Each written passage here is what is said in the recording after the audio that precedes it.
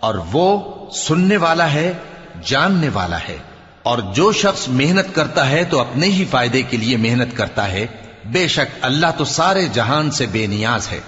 اور جو لوگ ایمان لائے اور نیک عمل کرتے رہے، ہم ان کے گناہوں کو ان سے دور کر دیں گے اور ان کو ان کے اعمال کا بہت اچھا بدلہ دیں گے۔ اور ہم نے انسان کو اس کے ماں باپ کے ساتھ نیک سلوک کرنے کا حکم دیا ہے۔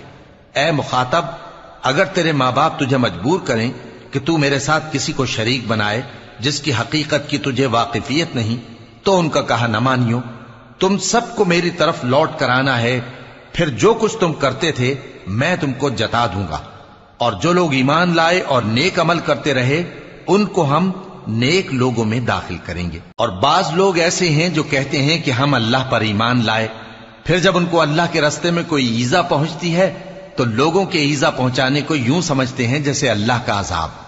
اور اگر تمہارے